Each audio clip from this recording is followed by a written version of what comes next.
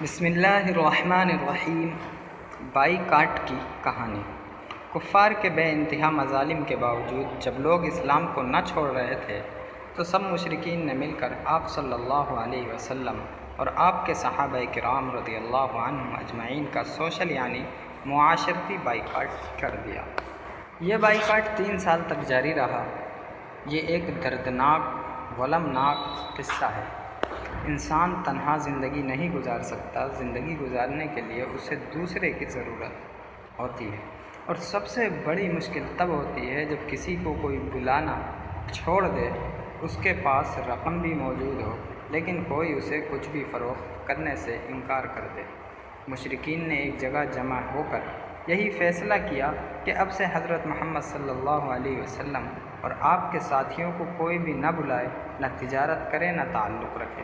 آخر کار نبوت کے 7ویں سال 1 محرم سے اس بائیکاٹ کی ابتدا کر دی گئی۔ اس کا سب سے خوفناک پہلو یہ تھا کہ جو افراد اس بائیکاٹ کا حصہ نہیں بننا چاہتے تھے انہیں بھی اس پر مجبور کیا گیا اور دھمکی دی گئی کہ اگر کسی نے آپ صلی اللہ علیہ وسلم اور آپ کے صحابہ کرام رضی اللہ عنہم اجمعین کا بائیکاٹ نہ کیا تو اس سے بھی ہر قسم کا تعلق ختم کر دیا جائے گا، اور اس بائیکاٹ کی تحریر لکھ کر کعبے پر آویزاں کر دی گئی۔ یہ بڑی تکلیف کے ایام تھے۔ کھانے کو کچھ نہ ہوتا، کئی دن بھوکے پیاسے گزارنے پڑ، کبھی کبھی کوئی ہمدرد رات کے اندھیرے میں چھپا کر دے جاتا تو اسی کو غنیمت سمجھتے۔ اسی طرح 3 سال گزر گئے۔ بائیکاٹ کا شکار افراد کمزور سے کمزور تر ہوتے جا رہے تھے۔ بائیکاٹ کا خاتمہ کا دلچسپ قصہ۔ کچھ لوگ اس بائیکاٹ کے سخت خلاف تھے۔ ان کا نظریہ یہ تھا کہ نبی کریم صلی اللہ علیہ وسلم کی بات نہیں ماننی تو نہ مانے، لیکن یہ کون سی عقل مندی ہے کہ سارے عرب میں مکہ والوں کی سخاوت مشہور ہو، دور دور سے لوگ آ کر ان کے دسترخوان سے کھاتے ہوں اور ان کے اپنے ہی رشتہ دار بھوکے رہیں۔ آخر کار ایک دن ہشام نامی ایک آدمی ظہیر نامی شخص کے پاس گیا اور اسے غیرت دلاتے ہوئے پوچھا، کیا تم پسند کرتے ہو کہ ہم پیٹ بھر سوئیں اور ہمارے رشتہ دار بھوکے رہیں؟ وہ کہنے لگا، ہم اکیلے کیا کر سکتے ہیں؟ انہوں نے اسی طرح 3 افراد کو اپنے ساتھ اور ملایا۔ اسی طرح یہ کل 5 ہو گئے۔ حرم میں جب سرداران مکہ بیٹھے ہوئے تھے تو ان 5 میں سے ظہیر نامی آدمی ان سرداروں سے کہنے لگا کہ ہم کھانا کھائیں اور وہ بھوکے رہیں، ہم اس بائیکاٹ کو نہیں مانتے، اسے پھاڑ دیا جائے۔ ابو جہل کہنے لگا، اسے پھاڑا نہیں جا سکتا۔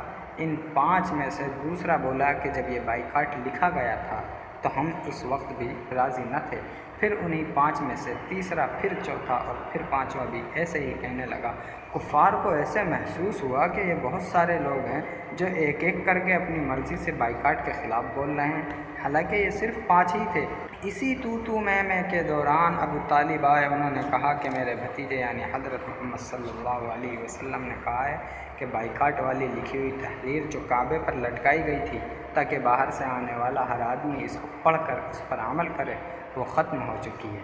سب لوگ دیکھنے کے لیے گئے تو واقعی صحیفہ چاک ہو چکا تھا، اور جہاں جہاں اللہ کا نام لکھا تھا صرف وہی بچا، باقی سب کو کیڑا کھا گیا تھا۔ اتنی بڑی نشانی دیکھنے کے باوجود بھی یہ لوگ مسلمان نہ ہوئے۔